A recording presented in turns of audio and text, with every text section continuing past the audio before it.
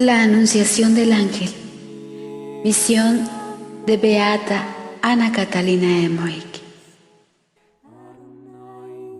Tuve una visión de la Anunciación de María el día de esa fiesta. He visto a la Virgen Santísima poco después de su desposorio, en la casa de San José, en Nazaret. José había salido con 2 asnos para traer algo que había heredado o para buscar las herramientas de su oficio. Me pareció que se hallaba aún en camino. Además de la Virgen y de 2 jovencitas de su edad que habían sido, según creo, sus compañeras en el templo, vi en la casa a Santa Ana con aquella parienta viuda que se hallaba a su servicio y que más tarde la acompañó a Belén después del nacimiento de Jesús. Santa Ana había renovado todo en la casa. Vi a las 4 mujeres yendo y viniendo por el interior, paseando juntas en el patio. Al atardecer, las he visto entrar y rezar de pie en torno de una pequeña mesa redonda. Después comieron verduras y se separaron. Santa Ana anduvo aún en la casa de un lado a otro, como una madre de familia ocupada en quehaceres domésticos. María y las 2 jóvenes se retiraron a sus dormitorios separados. El frente de la alcoba hacia la puerta era redondo y en esta parte circular, separada por un tabique de la altura de un hombre, se encontraba arrollado el lecho de María. Fui conducida hasta aquella habitación por el joven resplandeciente que siempre me acompaña y vi ahí lo que voy a relatar en la forma que pueda hacerle una persona tan miserable como yo. Cuando hubo entrado, la Santísima Virgen se puso detrás de la mampara de su lecho, un largo vestido de lana blanca con ancho ceñidor, y se cubrió la cabeza con un velo blanco amarillento. La sirvienta entró con una luz, encendió una lámpara de varios brazos que colgaba del techo y se retiró. La Virgen tomó una mesita baja, arrimada contra el muro, y la puso en el centro de la habitación. La mesa estaba cubierta con una carpeta roja y azul, en medio de la cual había una figura bordada. No sé si era una letra o un adorno simplemente. Sobre la mesa había un rollo de pergamino escrito. Habiéndola colocado la Virgen entre su lecho y la puerta, en un lugar donde el suelo estaba cubierto con una alfombra, puso delante de sí un pequeño cojín redondo sobre el cual se arrodilló, afirmándose con las 2 manos sobre la mesa. María veló su rostro y juntó las manos delante del pecho, sin cruzar los dedos. Durante largo tiempo la vi así orando ardientemente, con la faz vuelta al cielo, invocando la redención, la venida del Rey prometido a Israel, y pidiendo con fervor le fuera permitido tomar parte en aquella misión. Permaneció mucho tiempo arrodillada, transportada en éxtasis. Luego inclinó la cabeza sobre el pecho. Entonces, del lecho de la habitación, bajó a su lado derecho en línea algún tanto oblicua, un golpe tan grande de luz que me vi obligada a volver los ojos hacia la puerta del patio. Vi en medio de aquella masa de luz a un joven resplandeciente, de cabellos rubios flotantes, que había descendido ante María, a través de los aires. Era el arcángel Gabriel. Cuando habló vi que salían las palabras de su boca como si fuesen letras de fuego. Las leí y las comprendí. María inclinó un tanto su cabeza velada a la derecha. Sin embargo, en su modestia, no miró al ángel. El arcángel siguió hablando.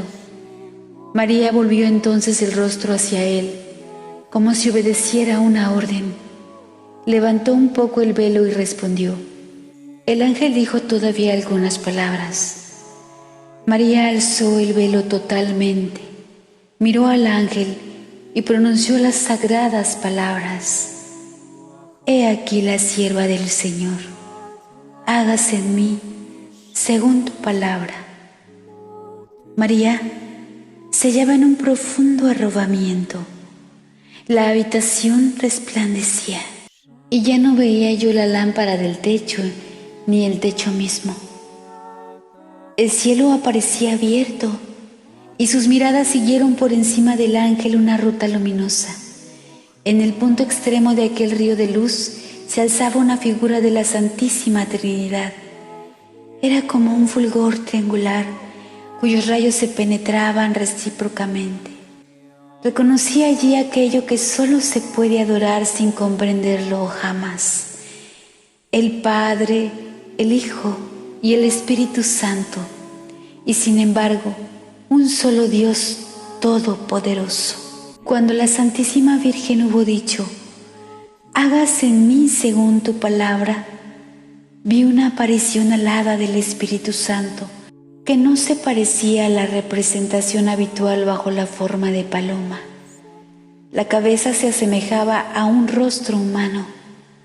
La luz se derramaba a los costados en forma de alas. Vi partir de allí como 13 efluvios luminosos hacia el costado derecho de la Virgen, donde volvieron a reunirse. Cuando esta luz penetró a su costado derecho, la Santísima Virgen volvióse luminosa ella misma y como transparente.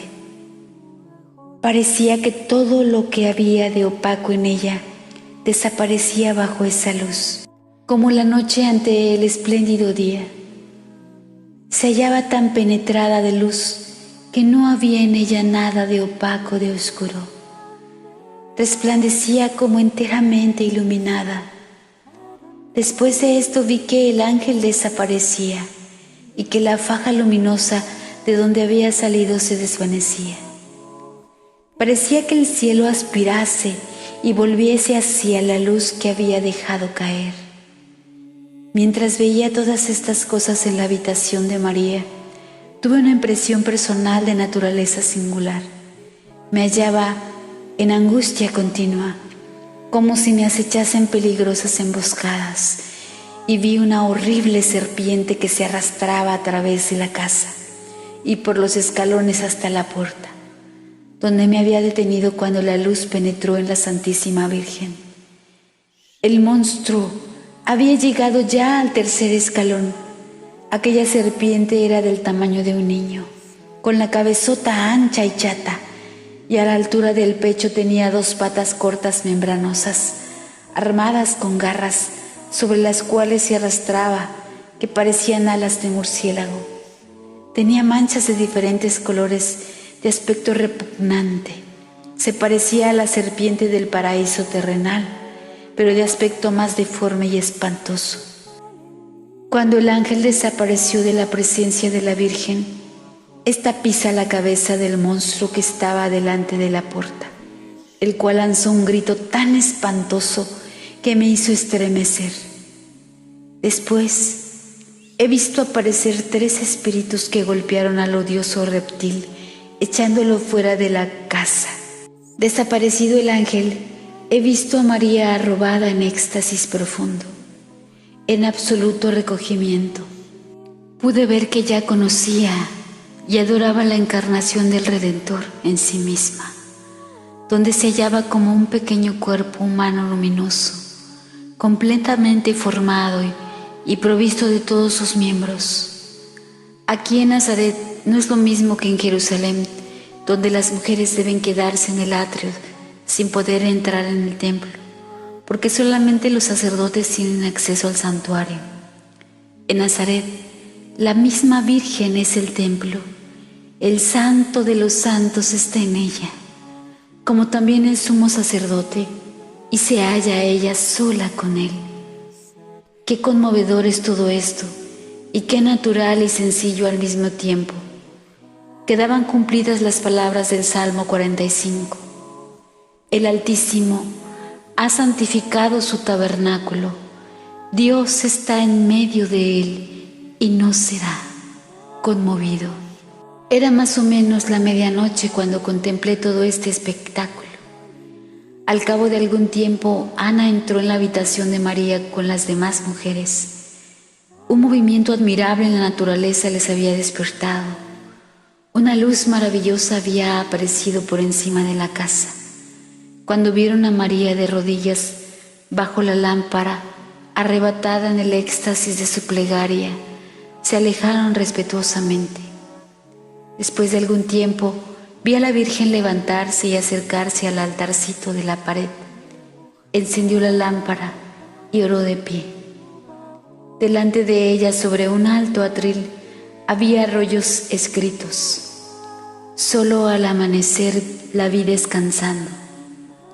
El guía me llevó fuera de la habitación, pero cuando estuve en el pequeño vestíbulo de la casa, me vi presa de gran temor.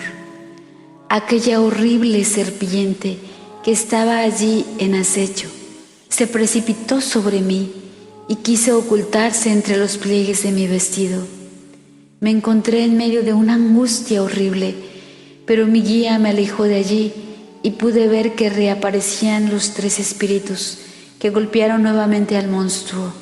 Aún resuena en mí su grito horroroso y me espanta su recuerdo. Contemplando esta noche el misterio de la encarnación, comprendía todavía muchas otras cosas.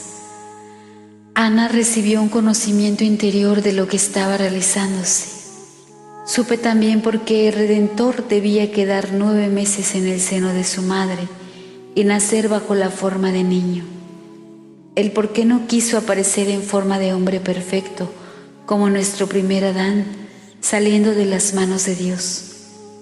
Todo esto se me explicó, pero ya no lo puedo explicar con claridad. Lo que puedo decir es que Él quiso santificar nuevamente el acto de la concepción y la natividad de los hombres, degradados por el pecado original. Si María se convirtió en madre y si Él no vino más temprano al mundo, fue porque ella era lo que ninguna criatura fue antes ni será después, el puro vaso de gracia que Dios había prometido a los hombres y en el cual Él debía hacerse hombre, para pagar las deudas de la humanidad, mediante los abundantes méritos de su pasión. La Santísima Virgen era la flor perfectamente pura de la raza humana abierta en la plenitud de los tiempos. Todos los hijos de Dios entre los hombres, todos, hasta los que desde el principio habían trabajado en la obra de la santificación, han contribuido a su venida. Ella era el único oro puro de la tierra. Solamente ella era la porción inmaculada de la carne y de la sangre de la humanidad entera, que preparada, depurada, recogida y consagrada a través de todas las generaciones de sus antepasados, conducida, protegida y fortalecida bajo el régimen de la ley de Moisés, se realizaba finalmente como plenitud de la gracia, predestinada en la eternidad. Surgió en el tiempo como madre del Verbo eterno. La Virgen María contaba poco más de 14 años cuando tuvo lugar la encarnación de Jesucristo. Jesús llegó a la edad de 33 años y 3 veces 6 semanas. Digo 3 veces 6 porque en este mismo instante estoy viendo la cifra 6 repetida 3 veces.